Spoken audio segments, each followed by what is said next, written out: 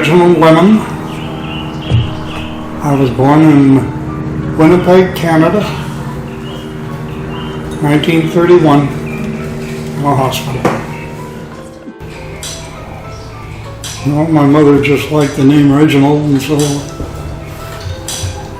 my original name was Hubert Reginald, and which I had switched around later on in my life. And so I didn't like Hubert. Who would? Anyway, but that was my one of my uncle's names was Hubert. My father was Cornelius Lemon, L-E-M-M-E-N, and he was from Soest. My father was a pastry baker in the wintertime, and he worked for a company called Cardi, which was a chocolate, and they made cakes and wedding cakes and all that kind of stuff.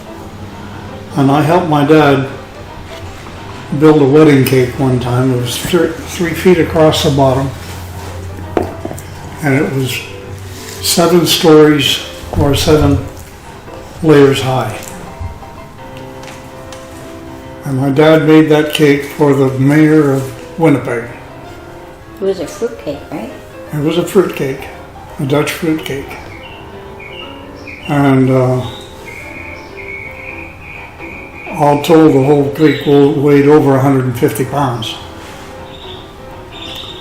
And we took it to, this is the point that really, we took it in the back of the wagon with a team of horses all the way to the hotel where the party was. But it was all in sections, you know. And we took it with a team of horses all the way there. It was about 10 miles. And then we got it to the hotel and we set it all up and everything like that. And the dad put the whole finishing touches on it. He got $500 for that cake. And that was in 1947. A lot of money. That was a lot of money in those days. Yeah. It took him 3 weeks to make it. Because all the cakes had to be made at a certain size, and he built wooden frames, you know, to bake it in. We had a Dutch oven in the backyard, and once a week, Dad would bake all the bread in this Dutch oven, and I was the one that had to put the fire in it. I had to fire it up first, get it hot. You had more fun than I did. My dad would take his hand and he'd shove it in there and he'd pull it out. He says, "Okay, that's the right temperature."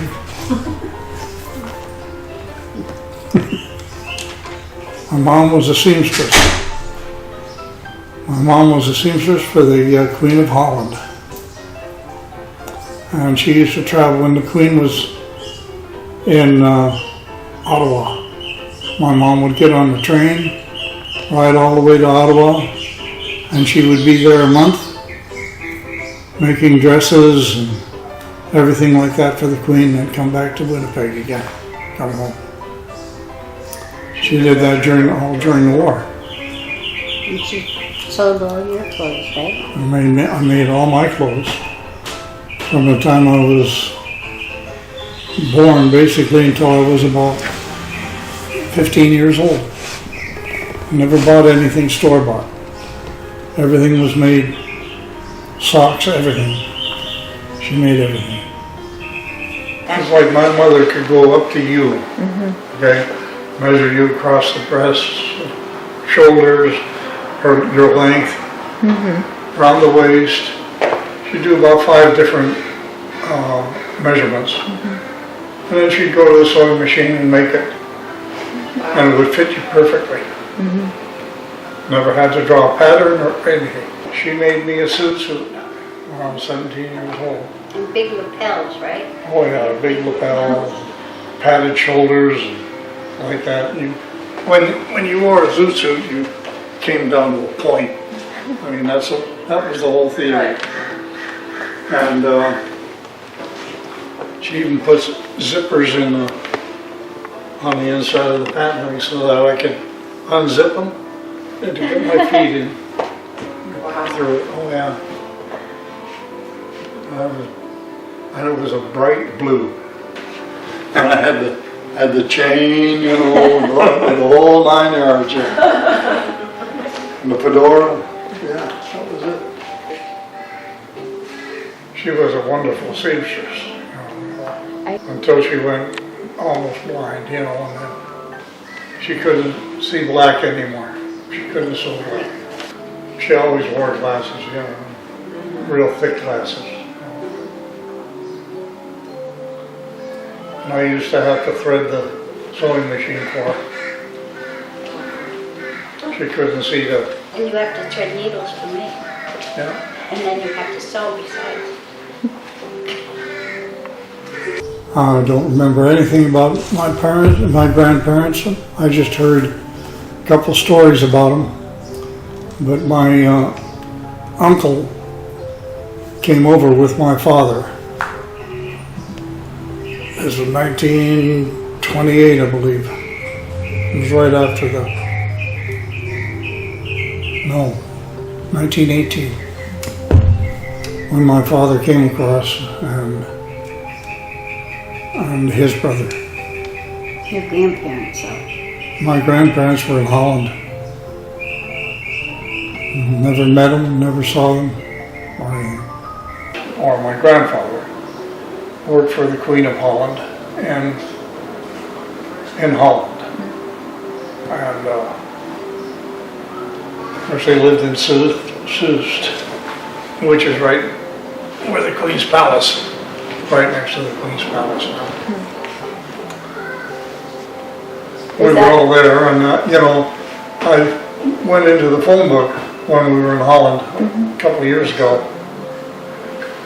and there's too many lemons and too many Stalin for me to start calling them. Yeah, I'm just going to look them up. And so I just decided not to try and look them up at all. Yeah. You know, we only were there for 3 days. That's not long enough. And my great-grandfather, I know, lived to be 114 years old. But that's the only thing I know about him. Except that he always had a bottle of brandy that he sipped from. You know, that's the only thing I know of. I have a half-brother who's 18 years older than me. I'm 82 now, but he passed away about 5 years ago, I guess it was. That's the only sibling. Birthdays I don't remember too much about. But Christmas was always celebrated in the Dutch traditional way. And my father would do all the baking, and my mother would do all the cooking, and we'd have a lot of people over for dinner on Christmas Day. In Canada, you have Boxing Day, which is the day after Christmas. That's when you get your presents and open them.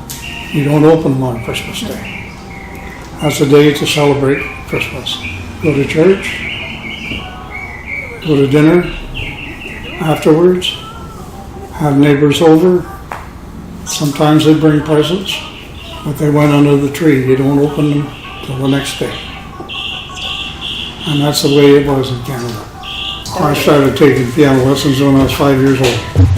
But before that, you went and just sat down at the piano and started playing. Well, that's when I was 5 years old. And my mother put me right into piano lessons right away. And I graduated from the Toronto Conservatory of Music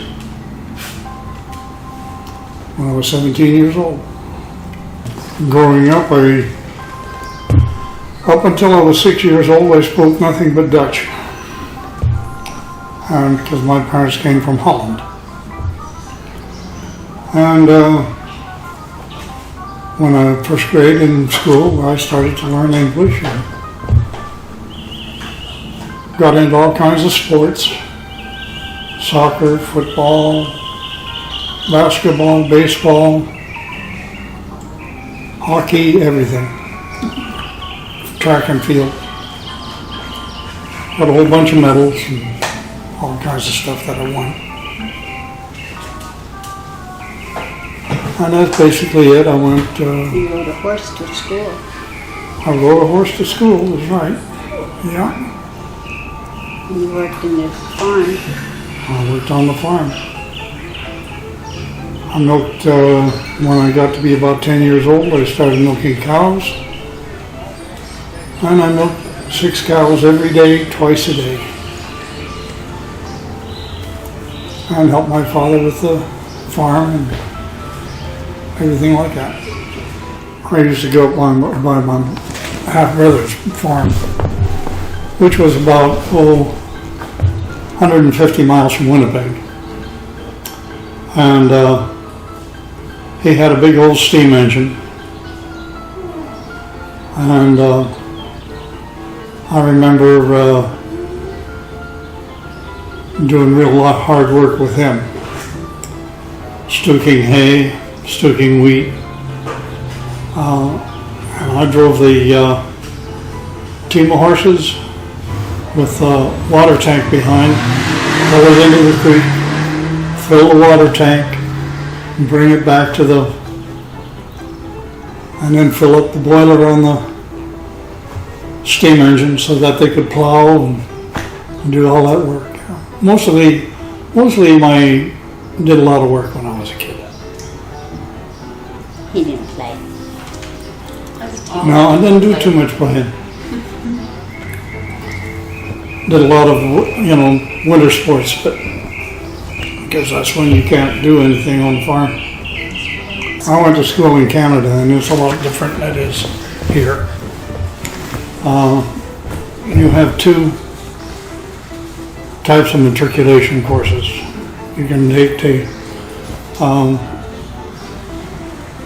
one if you're not going to go to college, for instance.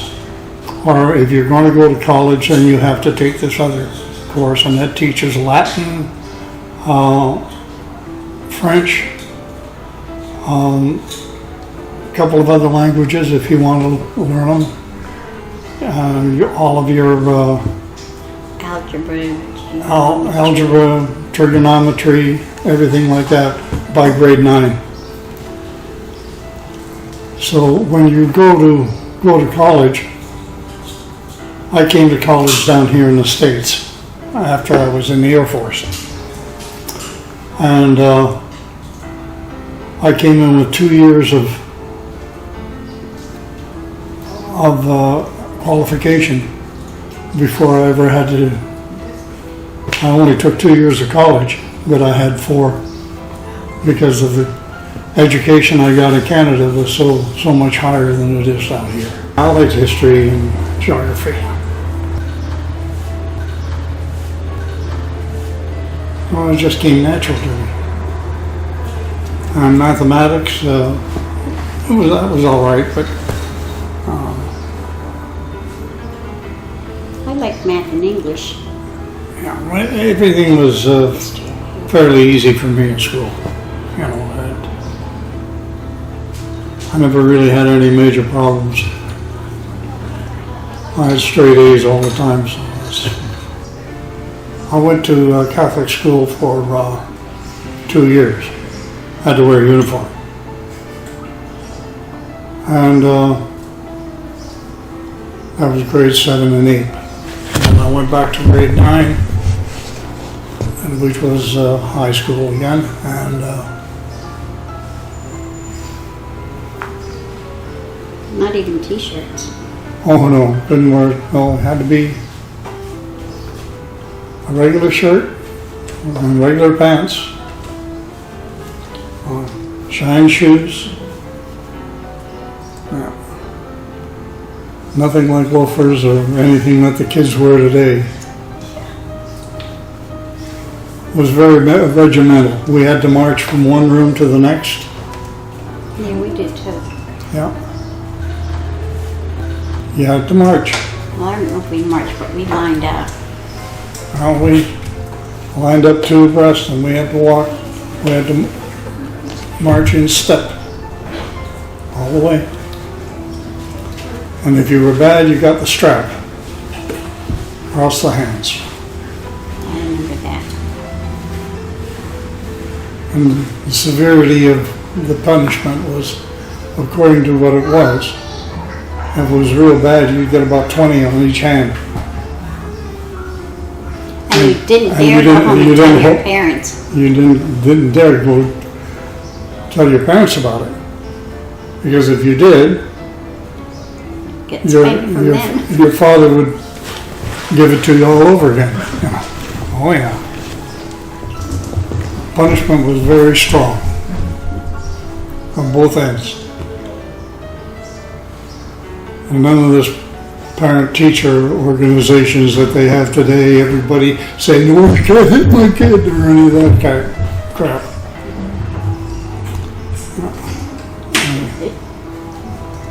They had the rule of spare the rod, spoil the child. I went into the Canadian Air Force because there was nothing else around our town.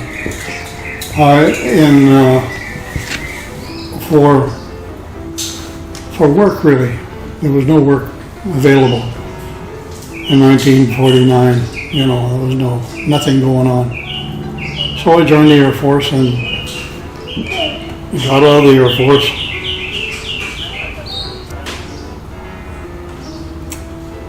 And I taught electronics. I was an instructor. Taught electronics. And Play piano at night. yeah, played piano at night. I was in the Canadian Air Force from 1949 to 1951. I was in the American Air Force from 1953 to 1957. In the American Air Force, I became an instructor right off the bat because of my education that I had in Canada. So consequently, I got upgraded very quickly. In 2 years, I made staff sergeant. I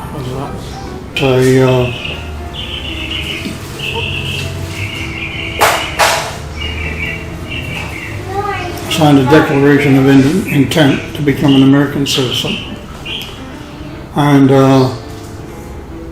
which I did in 1955. I became an American citizen, and but just because you become an American citizen, you don't lose your Canadian citizenship either. You see, so I have a dual citizenship. Mostly, most of my life have been like I had in the Air Force, and but I was also a musician, and I worked at night, even when I was in the Air Force playing piano.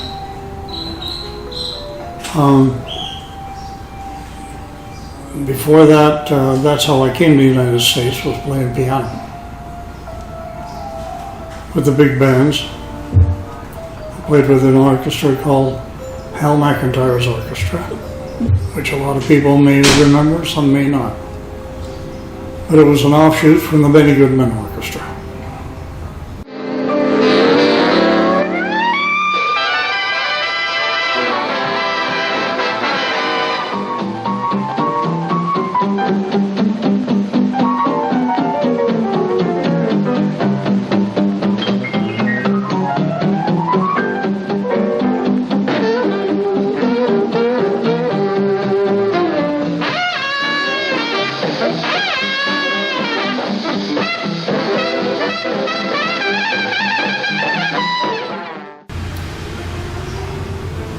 And through the music business, I got into the restaurant business. And when I was still playing piano and managing a restaurant. That's when Dottie and I met. And she had a restaurant basically across the street from where my restaurant was. So that's how we got together. My birth name is Dorothy Delta Carroll. Nope, it's not. It's Dorothy Delta Carlock. I was born in Pearl River, New York in 1937. And I think I was born in a house rather than a hospital. I have no real siblings. I have 2 stepbrothers, 2 half-brothers, and a half-sister. And my sister I didn't meet until about, 12 years ago? I knew she existed, but we got separated because we have the same father, different mothers. And my nephew found her. And so since then we've gotten to know each other, we've met each other. My other stepbrothers are scattered around the world. My brothers, I don't know where they are. I have a memory of my father and my real mother. I was young. We had a bay window, and there was a piano in the bay window, and I used to always pretend I was playing. It was a player piano. And one time I was playing the piano, and I looked out the window, and my father had just come home from work, and the car was on fire. And so I went over and I pulled on his shirt. "Daddy, the car's on fire." He said, "Yeah, I know, honey, I know." And I said, "But Daddy, the car's on fire." He said, "I know, it's okay, honey." I said, "But Daddy," and I'm pulling on, the car is on fire, and he looks up, he said, "Oh my gosh, the car's on fire." And it was. My dad never spanked me. I know he wanted to a couple of times, but... Okay. Am I kicking it? Yeah. Oh. It might muffle the sound. No, boom, boom, boom. He was mopping the floor, and I spilled the bucket of water all over, and he picked his hand up like he wanted to hit me, but he never did. So I don't remember anything. He was a really gentle man, although he had 5 wives. So, but they died. My mother and I, we lived in Arizona. We were coming to New Jersey to visit my aunts, and we went on a train, and my mother got really sick. I remember running out. We had a compartment, going up and down, calling for somebody to help. And then when we did arrive, there was an ambulance waiting there, and they took her to a sanitarium, and I never got to touch her again. They put her in a sanitarium, and she could go up on the top, on the roof, and I could wave at her and throw her kisses, but I never got to ever get close to her again after that. That's what I remember of my mother. The biggest thing. I remember one time my father had an accident, and she calmed me down by feeding me a pickle. I have a picture of my mother's mother holding my hand. I don't remember her. I don't remember him at all. And my father's side, both grandparents were dead before I was born. I was moved from aunt to aunt and house to house, and I don't remember Christmases or Easters or anything. I remember one birthday party in Phoenix, because we lived there. We had to move there from New Jersey for the dry climate for my mother, that I must have had 20 kids at. And I have a cake with a picture, and that's why I remember that. I skipped my first grade. Kindergarten I skipped. We did math. We just didn't, nothing different, I don't think, than today's kids. But we went to school from September till Memorial Day. And gym. They did have a period of gym. They did do penmanship, but I don't think the kids today do. So that part was different. But I don't think anything else was. Well, I was sick in the 5th grade. My mother died of TB when I was 10, and I had to leave school for a year and spend a year in bed. But I used to stand on my head because I didn't feel sick. And my father used to tell me I had to be quiet because I had bugs in my lungs, and if I was really quiet, they would go to sleep. But if I made noise, they would wake up and I would have to stay in the bed. So the quieter I was. And that was fine. And one day we got to go out and went to a parade, and they were hitting that big drum. And I got petrified because I knew I kept saying they're waking up the bugs. But I managed to get through that okay. The rest of my childhood is, I don't remember early years. They did dancing and acrobats, and I loved doing cartwheels and all the stuff I guess I could play at. I wasn't allowed to do anything for that whole year. When I came back, I wasn't allowed either for another year or two. So I guess I just enjoyed all that fun stuff. I hated history. I didn't do good in history.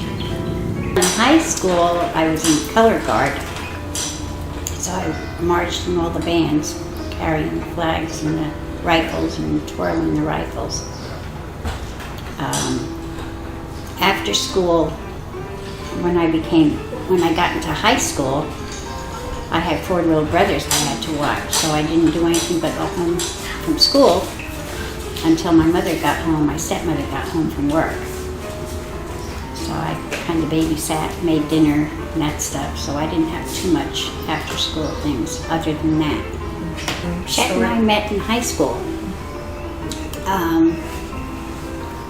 We sat next to each other in music appreciation, and I was dating another boy, which I probably should have stayed with, and he was from New York, Yonkers, and he had pegged pants. You probably don't know what they are.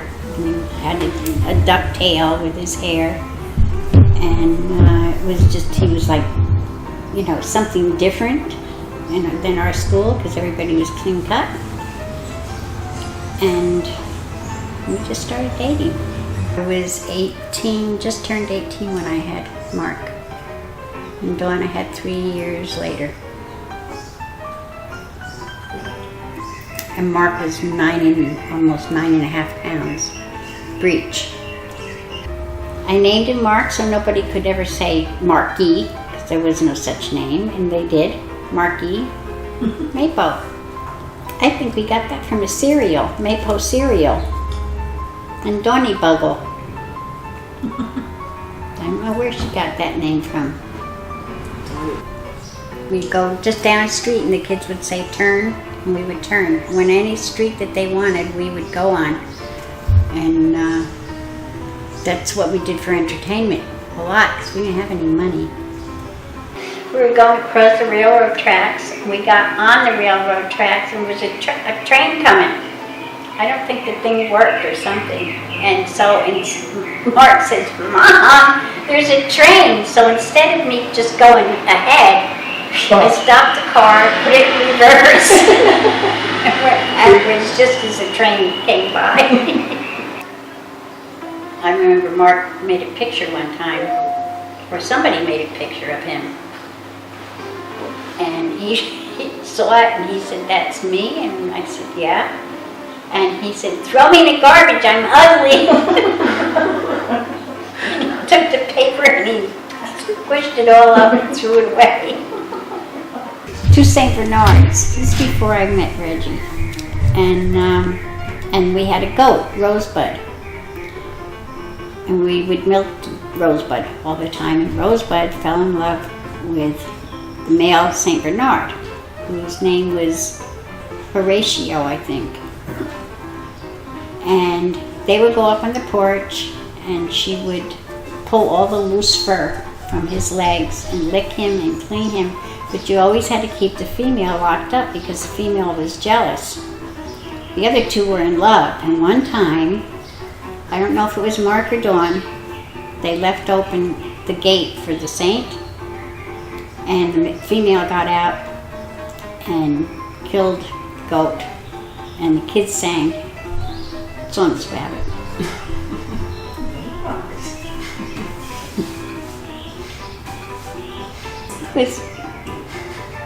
Well, the one song they sang because that was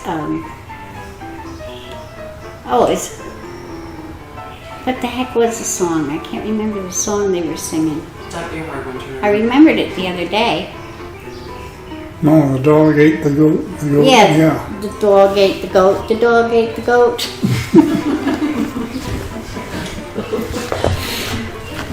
I owe the Dario. And then Mark's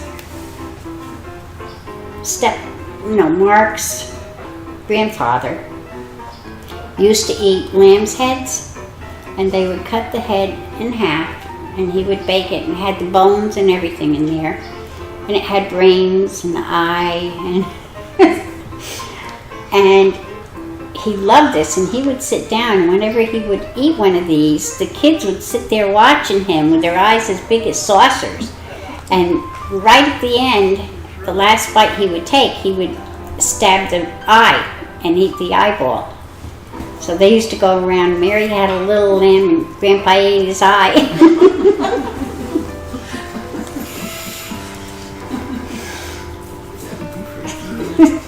Well, that's called head cheese. Yeah. But that's when it's all taken out and smushed together and made into sandwich meat. Right. So when you ever want head cheese, that's what it is.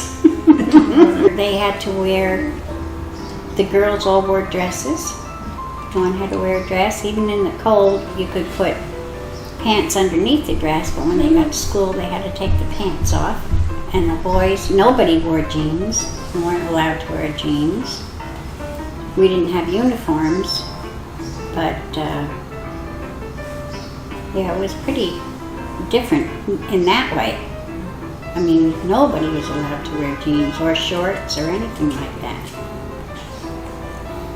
My first job was working in a 5 and dime store in the embroidery section.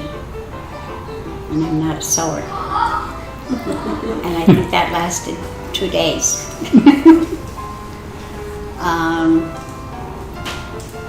What else did I do? When the kids were growing up,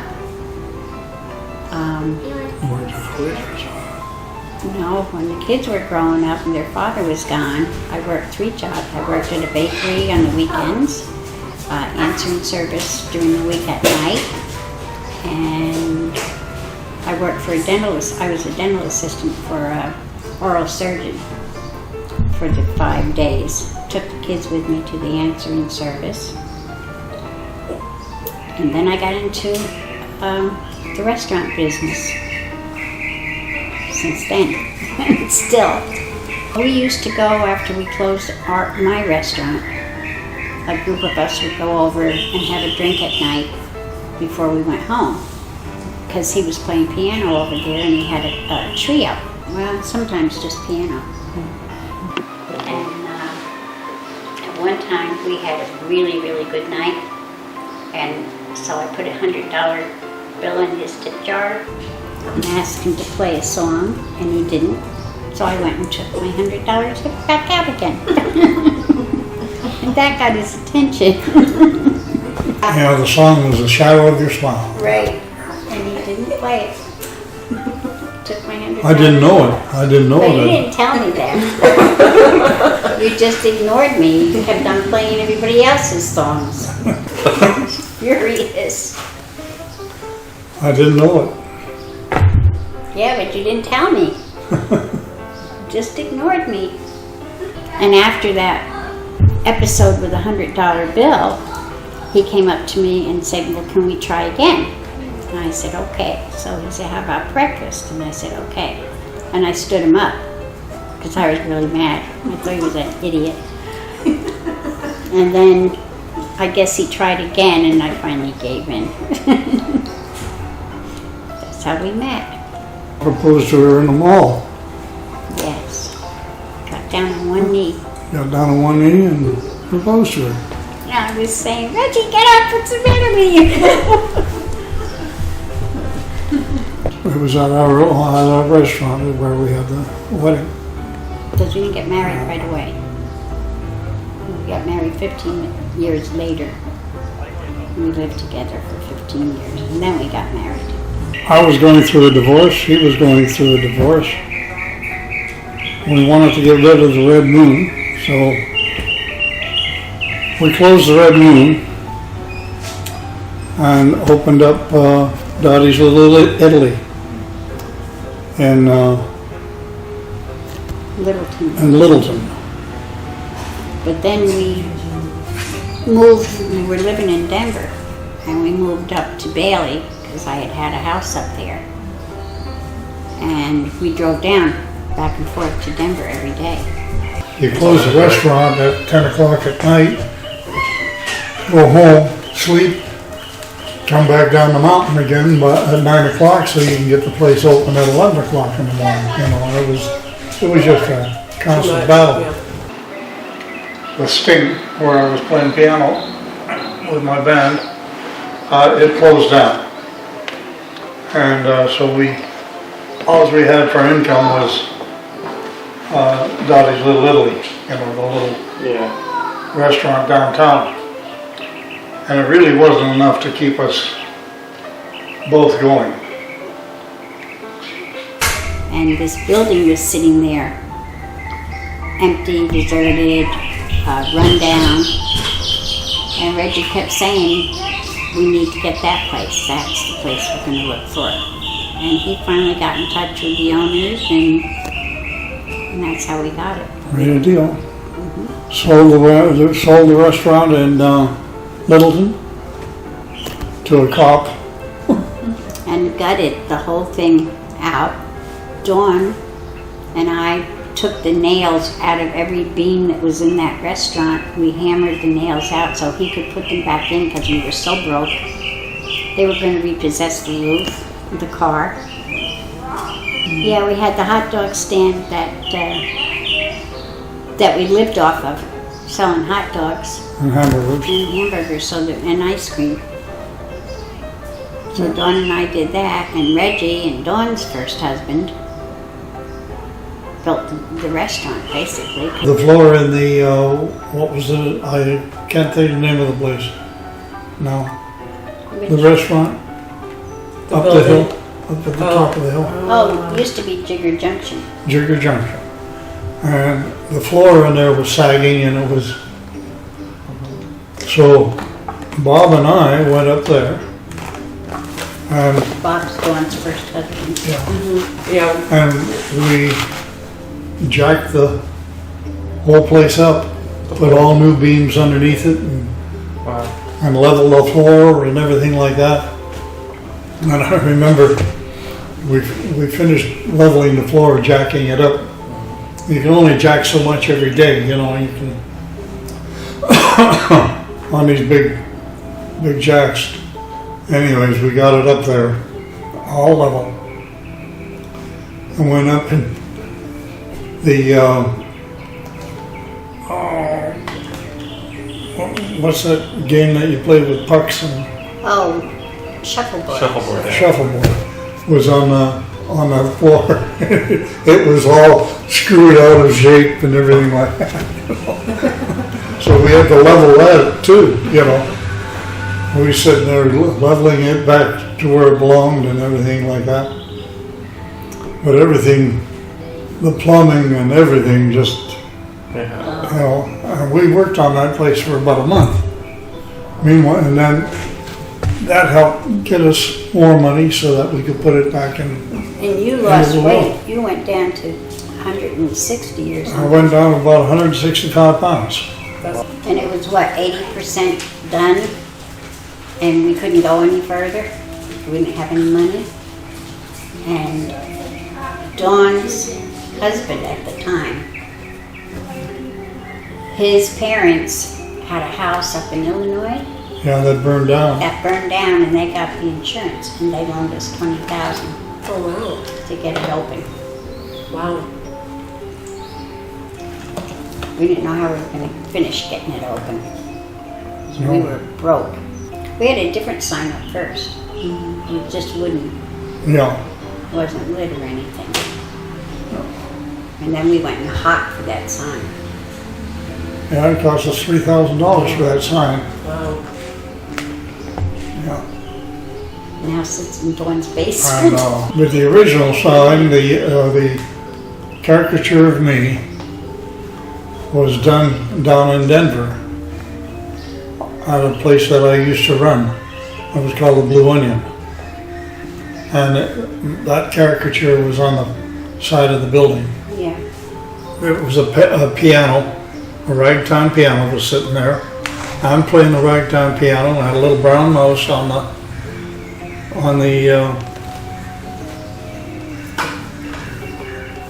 Top of the yeah, well, you know, the board or board. something. But anyways, and on the other side was a tip jar, you know, and then me and that caricature. My head was turned. But anyhow, that was done by an artist that used to come into the Blue Onion all the time, and he painted all of that. I went down and I took pictures of it. And then when we bought the sign, we had my caricature transferred onto the That's cool. onto the sign. That's So, pretty cool. with there was a song, you know, that I used to sing, and it goes like this: the liquor was spilled on the barroom floor, and the bar was closed for the night. When out of the corner came a little brown mouse, and he sat in the pale moonlight. He lapped up the liquor from the barroom floor, and back on his haunches he sat. And all through the night you could hear him roar, "Bring on the goddamn cat!" So out came the cat, that goddamn cat, and he ate up the little brown mouse. And the moral of this story is, never have a drink on the house. You remember that band? The drummer? He looked like a mortician. He just sat there like this drumming. And the trumpet player was a midget. The drummer player was a midget? And the bass player played with no shoes. And Reggie was a giant. And so that sounds pretty entertaining to watch. Yeah, it was. What kind of music? We made good music though. Big band music. Yeah, really good music. And sometimes you just played solo. Yeah, You only had the band on the weekends, right? right. And then during the week. But I worked Monday, Tuesday, and Wednesday, and Thursday, solo piano. Right, And then Friday and Saturday I had the band. right. And Scotty would come up from, Well, when Scotty was there, yeah, he was a black guy. He was a good drummer. Well, I guess the other guy was too, just more funny. Scotty quit. Scotty didn't quit until we opened the Willow. Right. Well, The Willow, Jack really? Skeen quit, or I fired him, one of the two. Yeah, and then Scotty. I don't remember whether I did. And, you know, what was the fellow's name on bass? I don't remember. I can picture him. Tom? Tom? I don't know. Tom. Not Tom. What was Where, up at the Willow? it? Yeah. The first bass player I had. I had 3 or 4. I don't remember. Yeah, he got drunk all the time. Doug. No. After, Before Doug? I just remember Doug being your drummer up there and Scotty. I don't remember anybody else. I was the only 2 drummers I had up there. Was Scotty And Doug. and Doug afterwards. I'm talking about bass player. Todd. Todd, that's it. Not Tom, Todd. Yeah. Todd Steer, He was a druggie. He came to work one day and I mean, he couldn't hit his ass with both hands, you know. So, I fired him and You hired that little fat guy. the Italian. Oh, that's right, the Italian got mad because of me, quit. Because every night after we got done, got the kitchen closed, he would want a pizza to go, so we have to drag everything back out again. And so finally I said to him, do you think you could order what you want before we close the kitchen? And then he went to Reggie and told Reggie which I was, Oh, well, that's not something you to say about. and quit, right? Yeah. Couldn't stand it. Yeah, I said, well, and I told him, I said, yeah, she's bossing that kitchen, man. And if you don't like the way she runs the kitchen, that's tough shit. And Dottie and I are both very simple food people. You know, Yeah, we but just so many of the young kids today, they got all kinds of junk. I call it junk because it's no good. You know, it's just panera, what is it, Panera bread or whatever it is. Panera bread, that's good bread. Well, no, Panera bread is. No, I'm talking about flatbread and, Oh, all the Yeah. different, yeah. yeah. But that stuff is okay for you. Well, yeah, it's okay for you, but it But just we don't doesn't, eat bean sprouts and things like that. no. We eat meat and potatoes, and spaghetti and vegetables. And our bread was nothing but salt, water, yeast, and flour. Everybody thought it had all kinds of secret ingredients in it. Yeah. The lady asked me one time, she said, I guess you wouldn't give me the recipe. I said, well, I can't give it to you for one loaf of bread. I can give it to you for, I don't know how many loaves we could have made. And she said, well, if you give it to me that way, she said, I'll cut it down.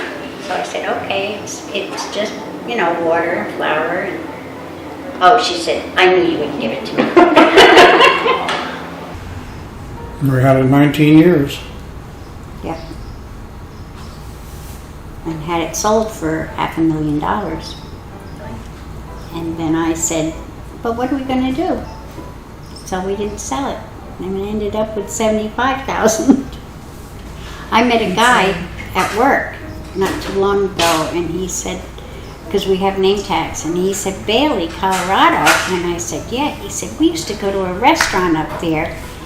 And he said, and my kids would dance on the dance floor when they were 2 years old. Well, they did. And we watched kids grow up from dancing on the dance floor at 2 years old all the way up to 20. There was a pilot used to come into the restaurant all the time when we owned Reggie's. And Reggie would play piano, and I used to dance with all the guys. Because he couldn't dance, he had to play piano. And this one time I was dancing with him, and at the end of the dance he dipped me, and my wig fell off on the dance floor, and I was mortified. I ran into the kitchen. He didn't know what to do. He leaned over and he picked up my wig like this, and he brought it into the kitchen to me. What about when you were? And then we were in Vegas, and Reggie said, now when we go there, because I used to have to wash my hair, dry my hair, curl my hair, he said, get a wig so we can get out real early. So I said, okay, so I got a wig. And we're walking, and the wind is blowing, and the wind blew my wig off.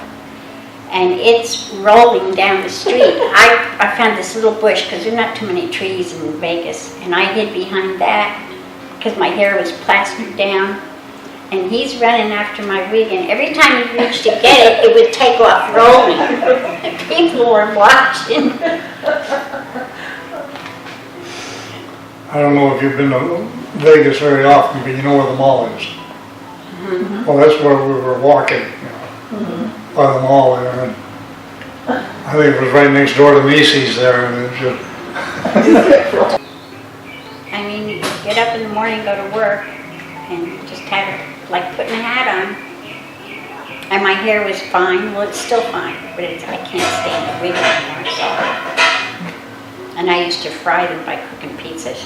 All the front would get all. Yeah, remember? All frizzed up. Yeah. Now you'd wear them and about once a month I'd have to buy you a new wig. Yeah. That's right. She went through wigs like it was a haircut, you know. We've taken a lot of trips. We've traveled, after we got the restaurant, after the first 2 years, we've been traveling ever since. Well, we started with 2 weeks, and then we spread it to 3 weeks, and then a month, and we're still traveling. We still travel.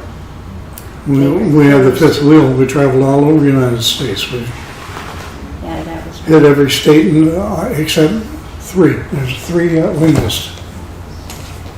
Yeah, up in the east. Yeah, we flew from Orlando to Las Vegas. We spent 3 nights there, and then from there, and this was all included, we went to Los Angeles and then hit along the coast of Mazatlan, Acapulco, Puerto Vallarta, Ixtapa, and through the Panama Canal, and to, what's the name of that island? San Andres. San Andres, and back up to Tampa, or not Tampa, Fort Lauderdale, and then drove up, got our car.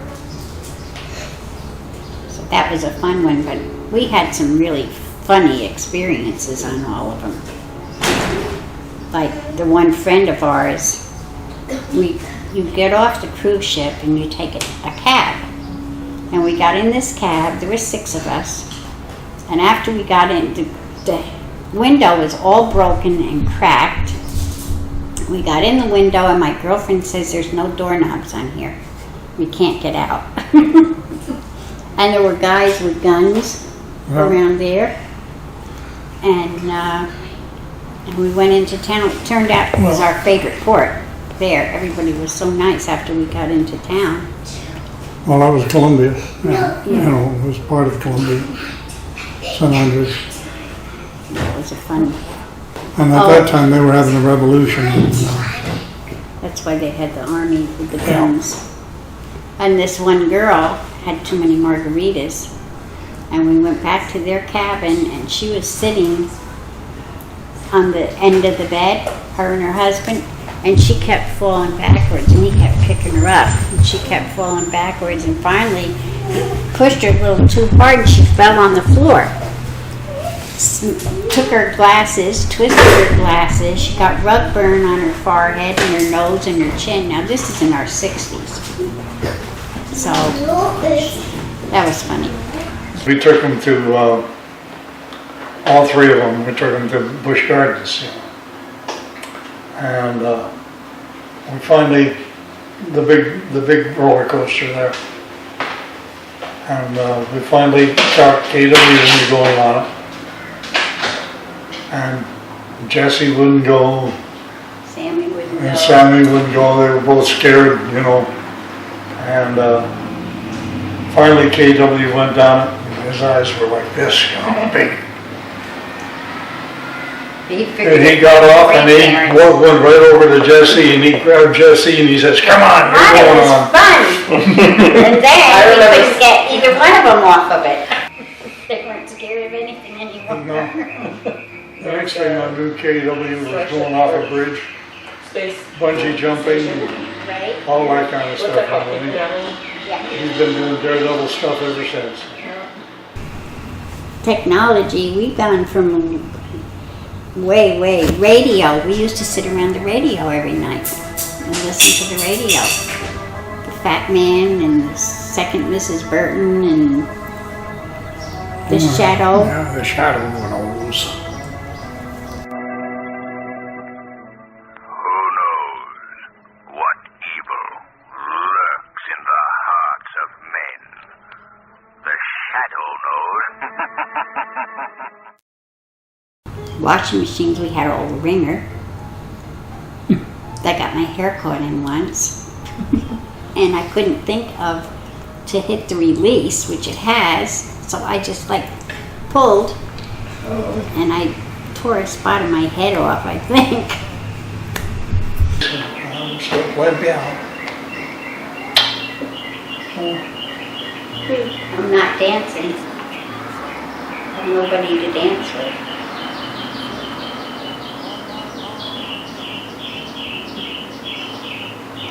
You got Jerry. Oh, yeah.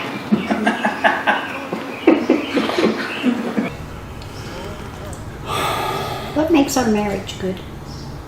What makes our marriage good? Trust, I think, is the biggest thing. You have to trust your partner and love them.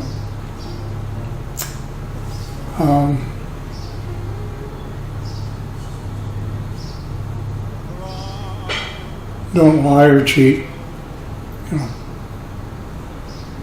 And laugh. and laugh a lot. Yeah.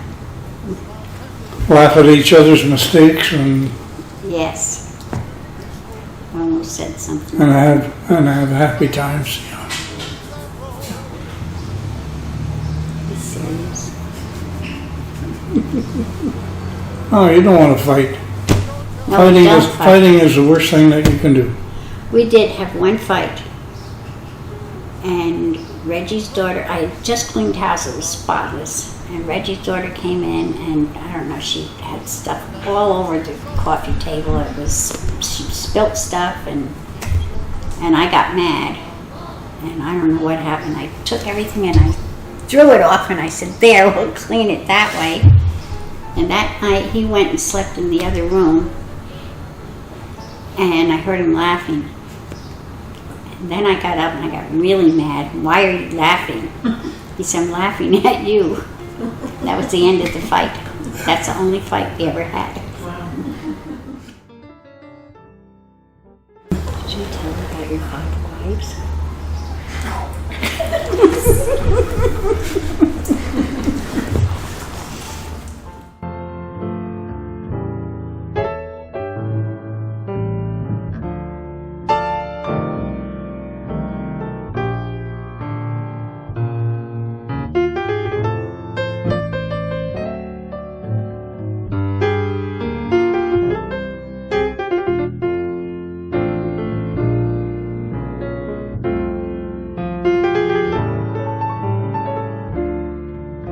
Other arms, they reach out for you,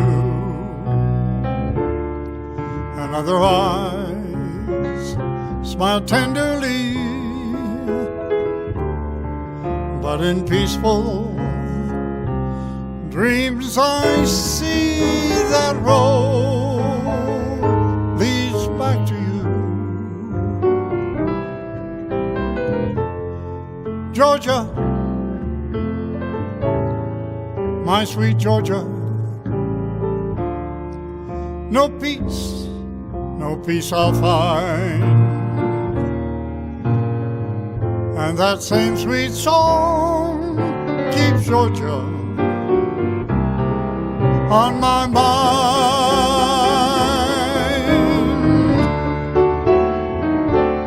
Yes, that same sweet song keeps Georgia on my mind.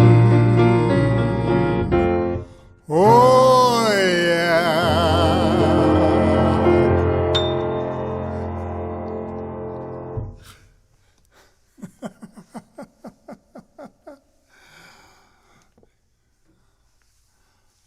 Let's do Old Dolly. Huh? Well, let's see what the kids wanted me to do. New York, New York, New York. C. Yeah.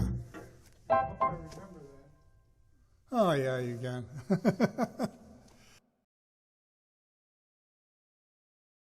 Well, goodbye. No use leading with our chins. This is where our story ends. Ever lovers, never friends. Goodbye, let us call our hearts to say. But before you walk away,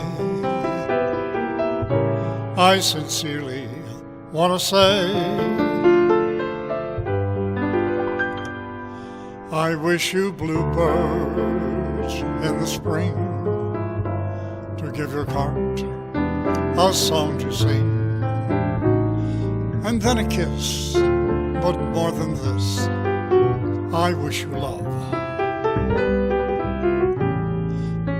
And in July, a lemonade to cool you in some leafy glade.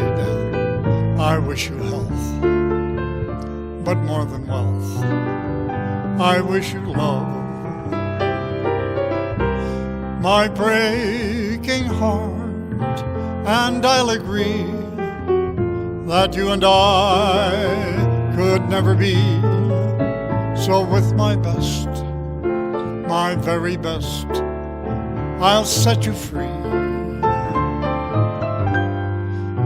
I wish you shelter from a storm, a cozy fire to keep you warm, but most of all, when snowflakes fall, I wish you love.